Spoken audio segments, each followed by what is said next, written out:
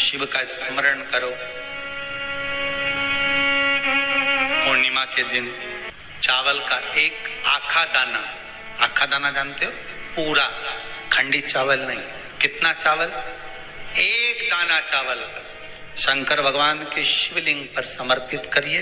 एक बेलपत्र जिसका डंडी का मुख अपनी ओर हो, जहां से चावल चढ़ाया है, उस चावल के ऊपर अपनी कामना कर रख दीजिए और चंद्रमौली भगवान का स्मरण करिए। कौन से भगवान?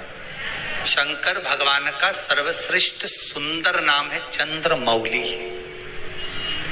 चंद्रमौली भगवान का स्मरण करिए। अपनी कामना कर बेलपत्र समर्पित कर शिव जी पर एक लोटा पानी, एक जल पात्र समर्पित करो, कलश से जल चढ़ा दीजिए। नैनों में वो जल लगाकर अपनी कामना कर वापिस घर को आइए। अगली पूर्णिमा आएगी, जो कामना करी है मेरा चंद्रमौली भोलेनाथ उसे पूर्ण कर ही देगा। आप सभी को सुंदर पूर्णिमा की बहुत बहुत बधाई हो। बाबा विश्वनाथ की कृपा आप पर सदा बनी रहे। आ गया पूर्णिमा की रात्रि। बड़े से बड़ी बीमारियां, बड़े से बड़े रोग, बड़े से बड़े कष्ट इस पूर्णिमा की रात्रि को छूट जाते हैं। दमे की बीमारी, श्वास की बीमारी, अनिद्रा की बीमारी, रात्रि को जगना, ये सारी बीमारियां पूर्णिमा की रात्रि को अगर व्यक्ति अपने जीवन को सुखमय बनाए, अपने जीवन को आनंदमय बनाए तो सब छूट सकते। पूर्णिमा की रात्रि को पीपल के पत्ते 5 लेकर उसके ऊपर खीर डालकर रात्रि को खा लेने से महाराज दमे की बीमारी, श्वास की बीमारी रुक जाती है। वो बीमारी बढ़ती नहीं है, उससे कष्ट नहीं होता। जिन बच्चों के नेत्र कमजोर होते हैं, रोशनी कमजोर होती है, पूर्णिमा के दिन रात्रि को 12 बजे भगवान चंद्रदेव का दर्शन कराइए। 5 से 7 मिनट तक नयन मिलाए चंद्रदेव के साथ और बाद में एक पीपल के पत्ते पर खीर जो चंद्र के नीचे रखी हुई है उसी खीर को चटा दीजिए। फिर चंद्र का दर्शन कराओ, फिर खीर को चटा दीजिए। महाराज नयन की ज्योति बढ़ती है, नींद नहीं आती तो निंद्रा देवी प्रवेश करती है, निंद्रा अच्छी आती है, आनंदित होता है।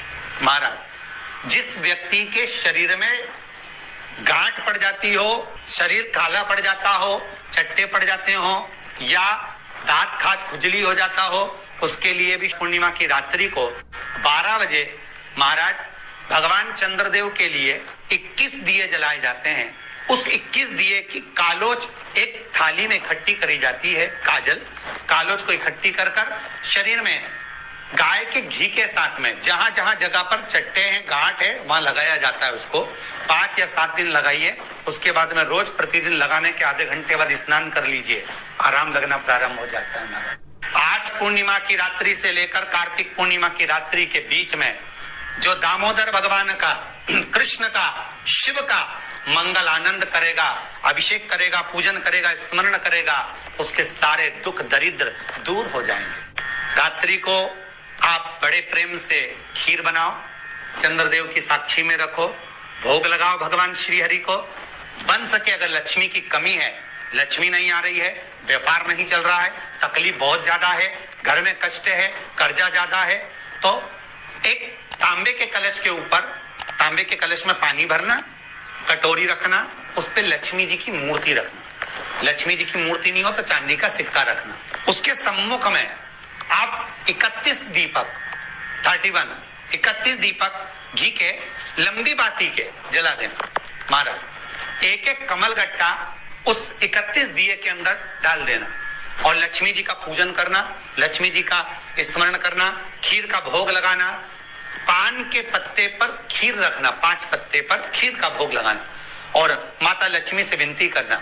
सुबेरे 4 बजे तक वो रखे रहने देना, सुबह 4 बजे वो उठाना, लक्ष्मी को वापिस तिजोरी में या सिक्का हो तो उसको अलमारी में रख देना।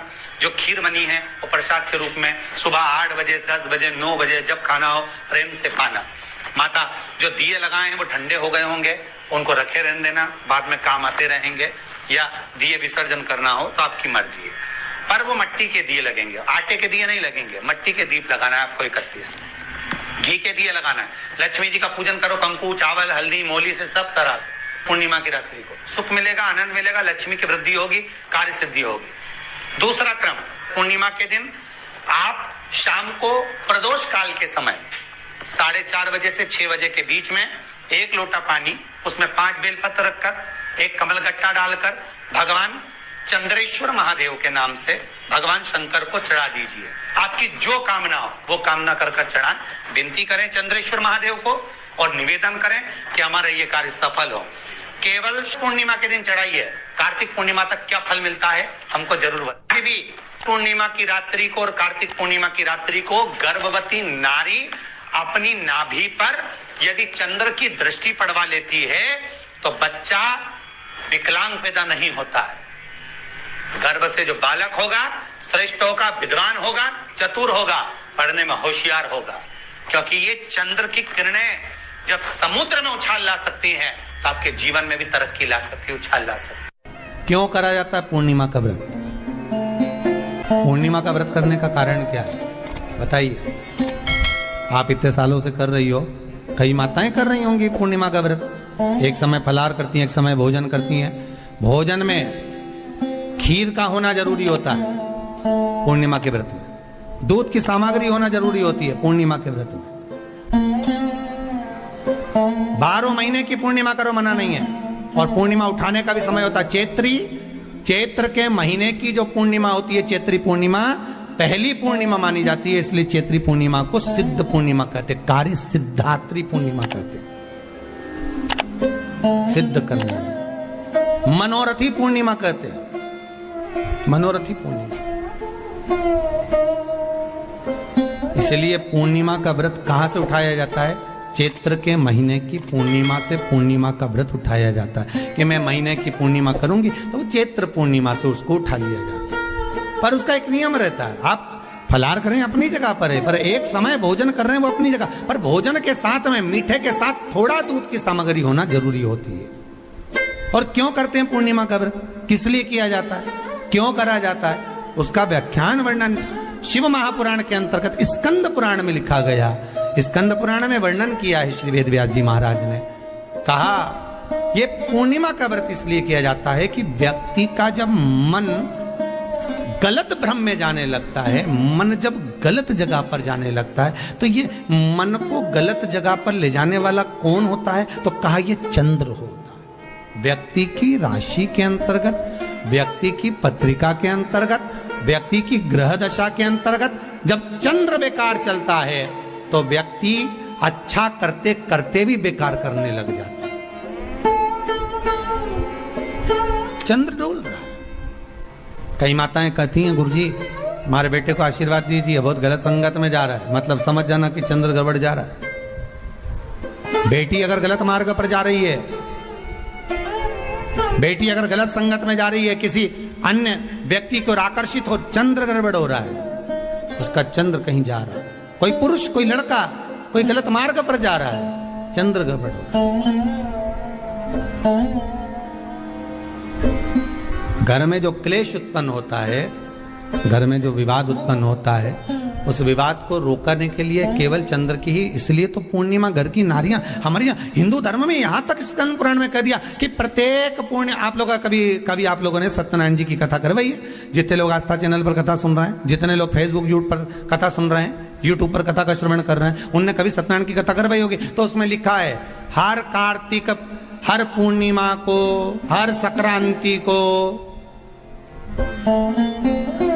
ब्राह्मण सत्यनारायण भगवान की कथा या राजा या वैश्य कथा को कराता था, या बढ़िया कथा कराता। सुनी कि नहीं सुनी ये बात?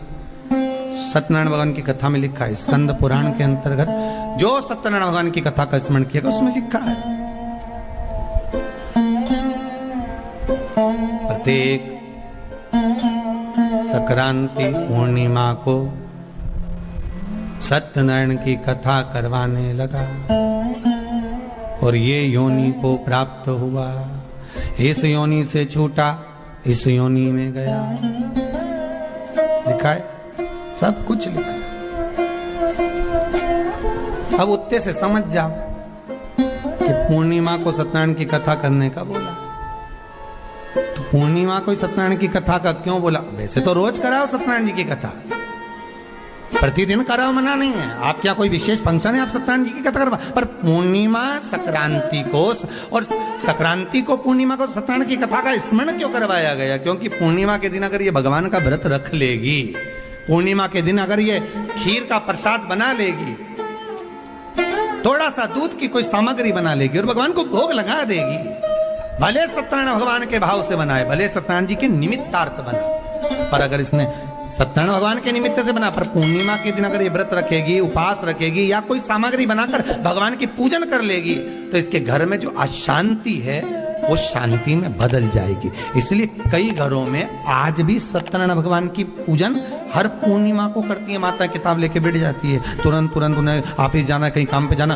और तुरंत उसने जल्दी जल्दी कलश रखा, कलश नहीं भी रखे तो भगवान की पूजन कर कुरा के ब्राह्मण देवता को बुला लेगी, ब्राह्मण नहीं आएंगे तो खुद कर लेगी, पर करती जरूर है। इतना सा आटा सेक लेगी, पंजेरी बनाई, सीरा बनाई, मिठाई रख दो, कुछ भी करेगी पर सत्यनारायण की कथा कर ले, उसका मन लग गया उसमें। मतलब पूर्णिमा को करना है, उसको करने से क्या होता है? शांति रहती, शीतलता रहती। जिसके घर में हर महीने की पूर्णिमा को खीर बनती हो, ध्यान दीजिएगा, बहुत सुंदर संवाद चल रहा है, बहुत ध्यान देने वाली बात है। प्रत्येक महीने की पूर्णिमा को जिसके घर में दूध की सामग्री बनती हो, दूध की सामग्री तैयार होती हो, खीर प्रसाद तैयार होता हो, उसके घर में कभी क्लेश नहीं हो सकता। चाहे सास बहू एक दूसरे के सामने वो कहे ना, वो सांप और नेवले की लड़ाई क्यों ना, फिर भी शांति हो जाती है। पर प्रत्येक महीने की पूर्णिमा होना चाहिए। ये नहीं कि तुमने एक महीने की पूर्णिमा पे बना लिया और दूसरे महीने की पूर्णिमा को गायब कर दिया। फिर किसी ने कह दिया आज चूरमा तो बन रहा है, दाल बाटी तो बन रही है चूरमे के साथ में, लड्डू बन रहे हैं, तो काय को खीर बना रही हो? तो तुमने अब वो खीर प्रसाद। महापुराण की कथा कहती है, महाराज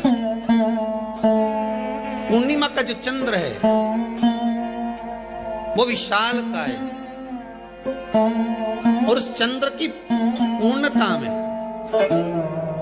हमारी अभिलाषाएं भी पूर्ण हो। आप आस्था चैनल के माध्यम से जितने लोग कथा सुन रहे हैं, फेसबुक यूट्यूब पर जितने कथा सुन रहे हैं, और कुबेरेश्वर धाम में जितने कथा सुन रहे हैं, आप में से कितने लोग हैं जो पूर्णिमा का व्रत करते हैं? जो माताएं करती हो जरा हाथ उठाइए। पूर्णिमा का व्रत जो करते हो ना आप लोग, रखिए।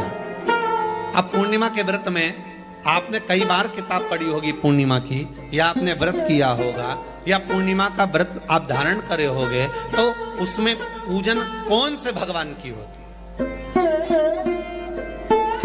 पूर्णिमा के व्रत में किस भगवान की पूजन होती है? तो कहा पूर्णिमा के व्रत में केले के खंभ लगाकर पूर्णिमा का जो अध्यापन होता है, पूर्णिमा की जो पूजन होती है, उस पूजन में शंकर और पार्वती की पूजन की जाती है।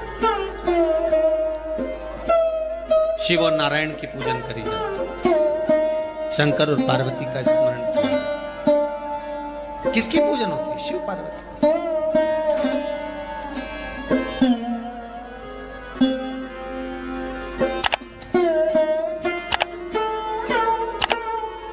क्यों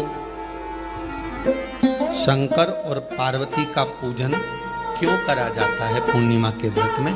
क्योंकि शिव और माता पार्वती ही केवल एक ऐसे हैं जिन्होंने अपूर्ण लक्ष्मी को भी पूर्ण बना दिया था।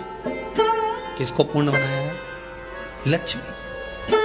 शरद पूर्णिमा के दिन अगर आप शंकर भगवान को एक लोटा पानी अगर शिव को समर्पित कर रहे हो, श्वेत पुष्प को रख कर शंकर जी के ऊपर सफेद फूल को चढ़ाकर अगर एक लोटा जल भी, एक पात्र जल भी शंकर को समर्पित कर रहे हो, तो ये लक्ष्मी के लिए ही तो कर रहे हो। और कौन सी लक्ष्मी? पूर्ण लक्ष्मी। पूर्ण लक्ष्मी। आपको पहले भी कथा में कहा, एक बार भगवान विष्णु के सामने लक्ष्मी मैया ने बहुत तेज स्वर में कह दिया था, नारायण, दुनिया के लोग आपका नाम जपते हैं, दुनिया के लोग नारायण नारायण कहते हैं, दुनिया के लोग आपका भजन करते हैं, पर सत्य मायने में कहूं ना तो मेरे बिना दुनिया के लोगों की नहीं चल सकती, मेरे बिना दुनिया नहीं चल सकती। संसार मेरे बिना नहीं चल सकता। भगवान विष्णु ने कहा ये तो गलत है लक्ष्मी आपका कहना। एक दिन लक्ष्मी को अहंकार आ गया, अहंकार के संबोधन जब माता लक्ष्मी करने लगी तो भगवान उसी समय पर भगवान विष्णु को क्रोध आ गया और भगवान विष्णु ने कह दिया लक्ष्मी तू इतनी बड़ी बड़ी बात कहती है कि तेरे बिना नहीं रह सकती संसार। मैं तुझे कहता हूं लक्ष्मी तू अपूर्ण है, तू अपूर्ण है, तू पूर्ण कब हो गई?